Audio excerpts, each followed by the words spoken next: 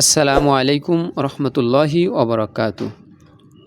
সম্মানিত দর্শক মণ্ডলী, আশা করি আল্লাহ পাক রব্বুল আলামিনের অশেষ মেহেরবানিতে ভালো আছেন। আলহামদুলিল্লাহ, আমিও ভালো আছি। শুরু করছি পরম করুণাময় অতীব দয়ালু আল্লাহ তাআলার নামে। আজ আমরা অনুশীলনী 7-এর 6 নং অঙ্ক করব। তো 6 নংয়ে আছে, দেখেন 6 নম্বর অঙ্ক। জাহিদ 5.75 টাকা দিয়ে একটি কলা কিনে দোকানদারকে 10.00 টাকা দিল। দোকানদার কত টাকা ফেরত দেবে? তো জাহিদ কি করছে, 5 টাকা 75 পয়সা দিয়ে একটি কলা কিনছে এবং দোকানদারকে তিনি 10 টাকা দিয়েছেন। তো দোকানদার এখন তাকে কত টাকা ফেরত দেবে? চলুন তাহলে অঙ্কটা শুরু করি। আমরা লিখব প্রথমে যে দোকানদারকে দিল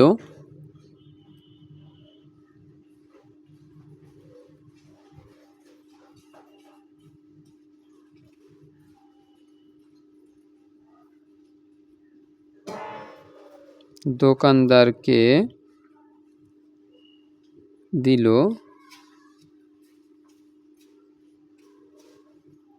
কত টাকা? 10.00 টাকা। এখন আমরা লিখব কি কিনলো? কলা। তো কলা কিনলো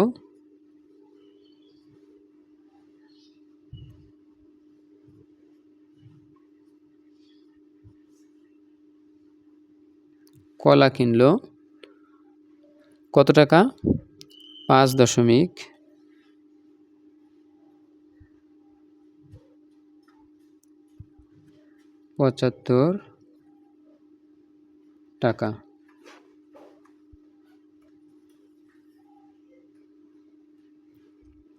তো অঙ্কটা কী হবে আপনারা অবশ্যই বুঝে গেছেন। অঙ্কটা বিয়োগ হবে, কারণ যদি কোনো অঙ্কে যে ফেরত চাওয়া বাকি চাওয়া এমন থাকে, যে প্রশ্নে যদি এমন থাকে যে কত টাকা ফেরত পাওয়া যাবে বা কত রইল অথবা কত বাকি আছে, এমন যদি উল্লেখ থাকে, তাহলে আমরা বুঝবো কি যে অঙ্কটা কি হবে? বিয়োগ হবে। আমরা জানি যে বিয়োগের সময় যদি উপরে কি থাকে, ছোট সংখ্যা থাকে, তাহলে মনে মনে একটা কি ধরতে হয়? 1 ধরতে হয়। তো আমরা এখানে একটা 1 ধরলে হয় কত? 10। তো 5 আছে, কত হলে 10 হবে? 5, 6, 7, 8, 9, 10 কত হয়? 5। তো আমরা 5 বসাবো। 5 এই 1 আমরা সাথে সাথে এখানে টেনে আনবো, সাথে সাথে যোগ করব। 7 আর 1 8। 8 আছে, কত হলে? এখানে আবার যেহেতু শূন্য উপরে ছোট সংখ্যা, সেহেতু আমরা এখানে কি করব? একটা 1 ধরবো মনে মনে। তাহলে কত হয়? 10। তো 8 আছে, কত হলে 10 হবে? 8, 9, 10 কত হয়েছে? 2। আর এই দশমিকের সোজা আমরা ঠিক দশমিকের সোজা দশমিক বসাবো।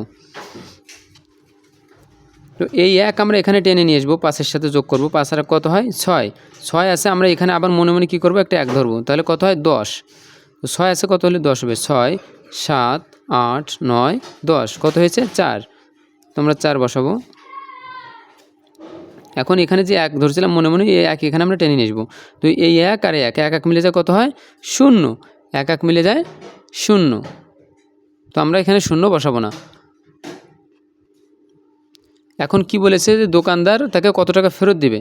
দোকানদার কত টাকা ফেরত দিবে? তো আমরা এই যে দোকানদার তাকে কত টাকা ফেরত দেবে, এটা কিন্তু আমরা পেয়ে গেছি যে দোকানদার তাকে 4 টাকা 25 পয়সা ফেরত দিবে। আমরা এখানে লিখব যে দোকানদার ফেরত দিবে, অতএব